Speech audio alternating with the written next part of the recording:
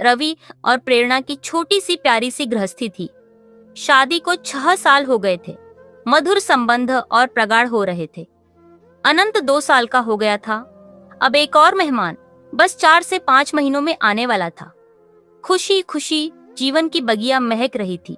रवि प्रेरणा का बहुत ख्याल रखता था।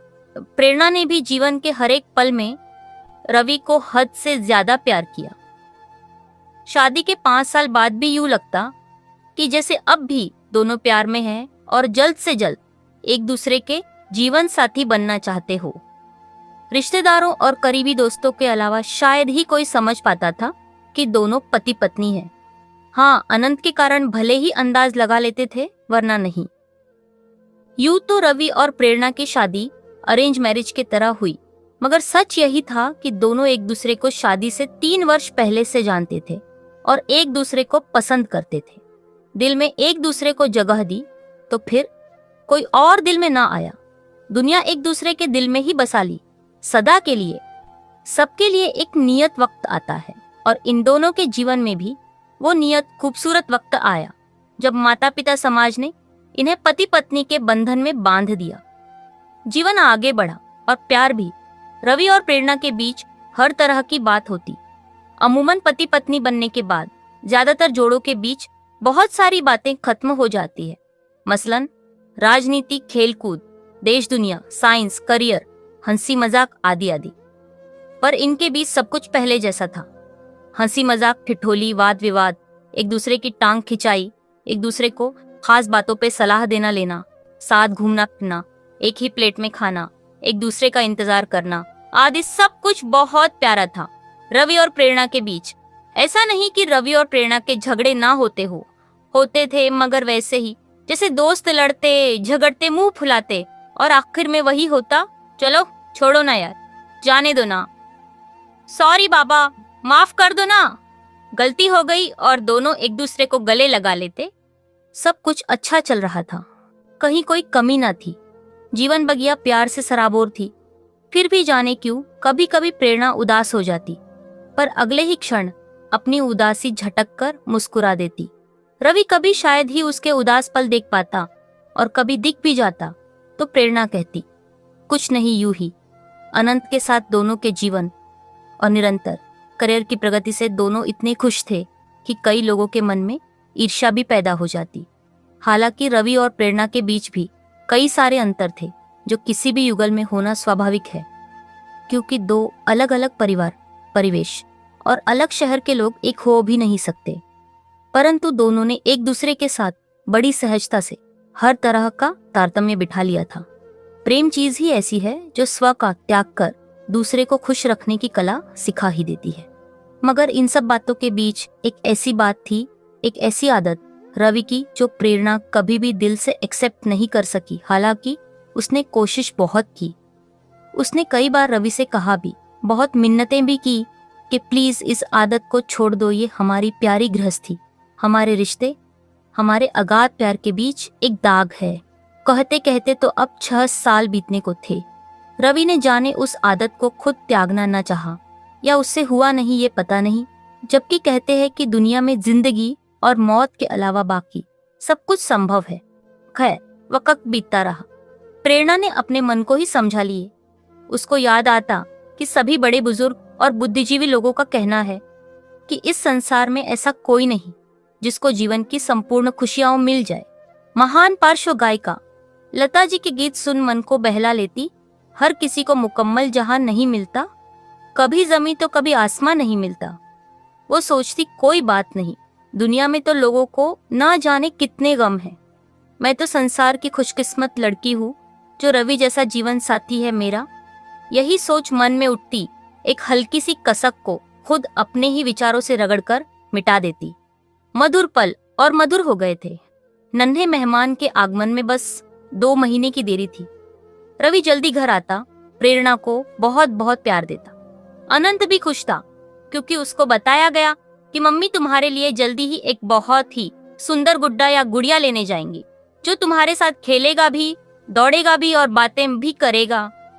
अनंत को गोद में लिए रवि प्रेरणा के साथ बैठ घंटों दुनिया जहान की बातें करता। प्रेरणा हर वक्त खुश थी, पर कभी कभी अनायास पूछ बैठती, रवि तुम सच में अपनी आदत नहीं छोड़ सकते? रवि उसके हाथ थाम फिर वही बात दोहरा देता जो पिछले 6 साल से कह रहा था, बस 2-4 दिन दे दो मुझे, सच कहता हूँ इस बार पक्का तुम्हें शिकायत का मौका नहीं दूंगा। प्रेरणा कसक भरी मुस्कान के साथ सर हिला देती, ओके प्लीज, इस बार जरूर।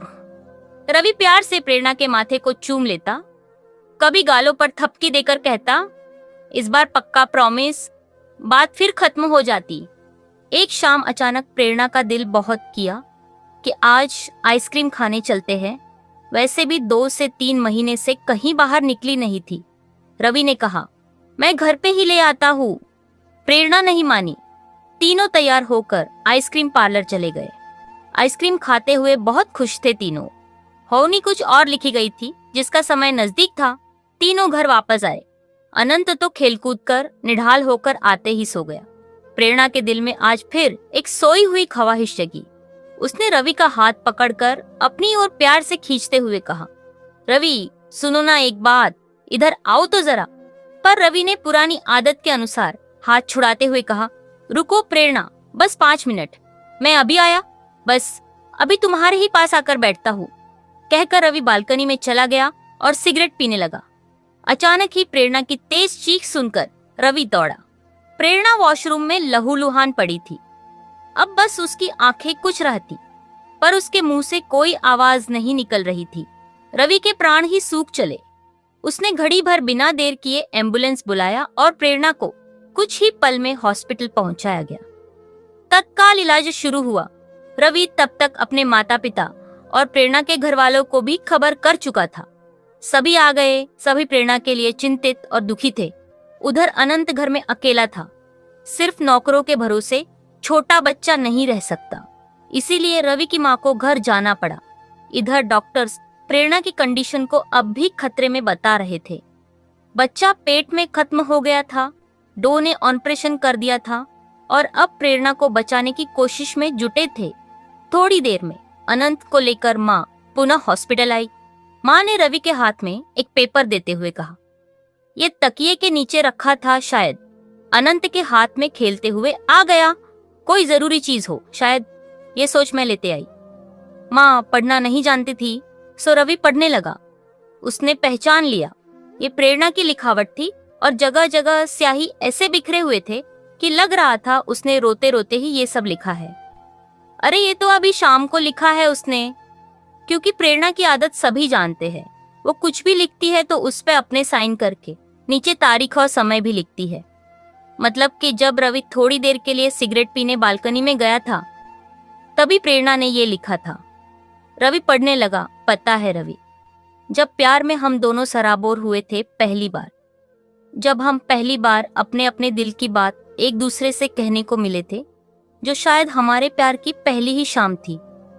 उस दिन हमने समंदर किनारे बने उस कॉफी होम में समंदर की लहरों को साक्षी करके एक दूसरे से पूछा था कि हम एक दूसरे को ऐसा क्या दे सकते हैं जो सच में बहुत नायाब हो। मैंने कहा, पहले आप कहो रवि। याद है रवि, आपने क्या कहा था? आपको तो शायद याद ही नहीं है, लेकिन मैं एक पल भी नहीं भूली। आप ही ने कहा था रवि कि मैं तुम्हारे सांसों से अपनी सांसों को जोड़ना चाहता हूँ।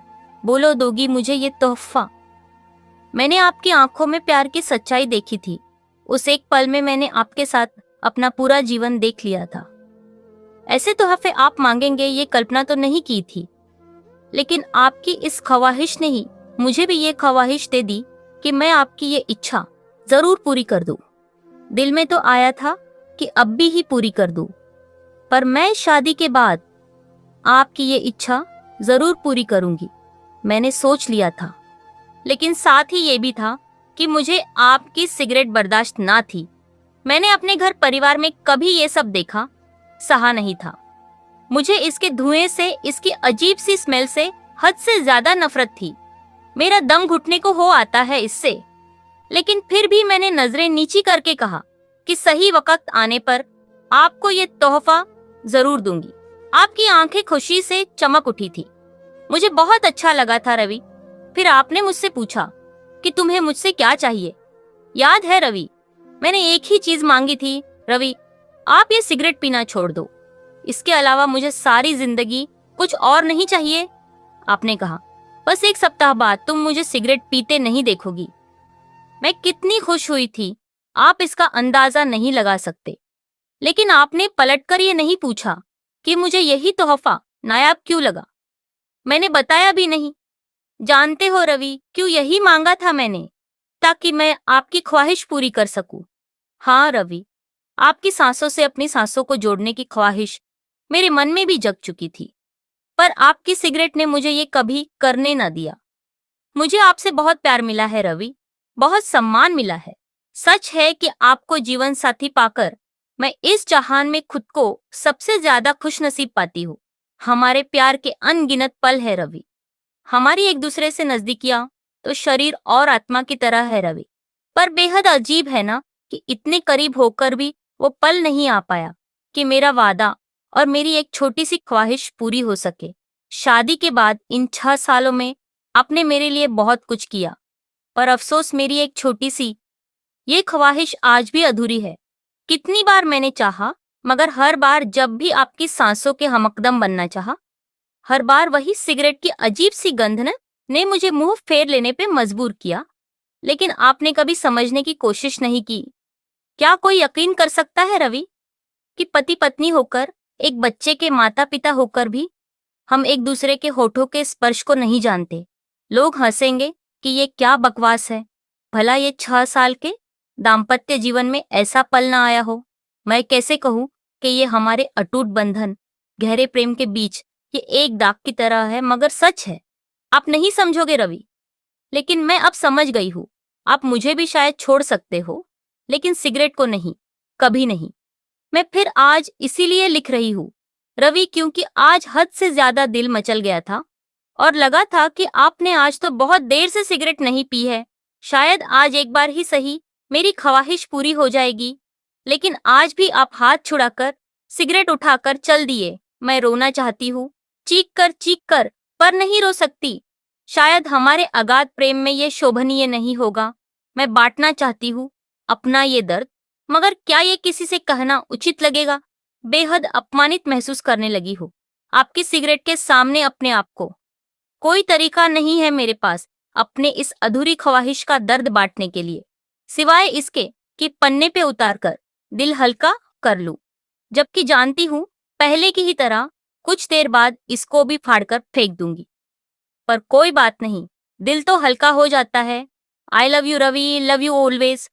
पढ़ते पढ़ते रवि बेहिसाब आंसुओं में डूब गया। उसे आज एहसास हुआ उसके सिगरेट के लत के कारण क्या से क्या हो गया। उसके मन में सारे घटनाक्रम प्रत्यक्ष हो उठे। रवि के सिगरेट लेकर चले जाने के कारण प्रेरणा को आज बहुत ज्यादा बुरा लगा। उसके आंखों से आंसू छलक आए। उसने पेपर पेन उठाया और अपने मन की सारी बात उस कागज पे उड़ेलकर अपने मन को हल्का कर लिया। जब तक रवि सिगरेट खत्म करके कमरे में वापस आने वाला था, प्रेरणा का चेहरा आंसुओं से भीग गया था। वो उठकर मुंह हाथ धोने चली गई। जब वो वॉशरूम से वापस आने लगी, ना जाने कैसे उसका पैर फिसल गया। ये उसकी संतप्त मन की दशा थी, या महज प्रेगनेंसी के कारण उसको चक्कर आया होगा, या कि उसकी जीवन की इतनी ही अवधि तय थी। ये तो परमात्मा को ही पता था, या फिर खुद प्रेरणा को ही। रवि पागलों की तरह डॉ से कह रहा था, मेरी प्रेरणा को बचा लो, मेरा सब कुछ ले लो, मेरी जान भी उसको दे दो, मगर बचा दो उसको। लेकिन ये नहीं हो सका। 8 घंटे के अथक प्रयास के बाद डॉ ने आकर कहा, हमने बहुत कोशिश की, लेकिन हम हार गए। प्रेरणा के पास अब ज्यादा समय नहीं, उससे मिलने आप लोग। रवि बदहवाश प्रेरणा के पास पहुंचा। प्रेरणा की आंखें शून्यता से भरी थी। रवि ने उसका हाथ थामा और पागलों की तरह कहने लगा, प्रेरणा मुझे छोड़कर मत जाओ, मत जाओ। प्रेरणा मैं तुम्हारी हर बात मान लूंगा, आज से, अब भी से। अब नहीं टालूंगा, 1 सेकंड भी नहीं। बस मत जाओ, मत जाओ मुझे छोड़कर। प्रेरणा की आंखें रवि के चेहरे पे टिक गई। वो बहुत मुश्किल से जरा सा मुस्कुराई और अपने होठों पे एक मासूम सी ख्वाहिश सजाए हमेशा के लिए खामोश हो गई। अगर आपको यह कहानी पसंद आई हो तो लाइक करना ना भूलें। हमारे चैनल को सब्सक्राइब करें ताकि ऐसी ही और दिलचस्प कहानियां आप तक सबसे पहले पहुंचे। अपनी राय और सुझाव हमें कमेंट सेक्शन में जरूर बताएं और इस वीडियो को अपने दोस्तों और परिवार के साथ शेयर करें। धन्यवाद।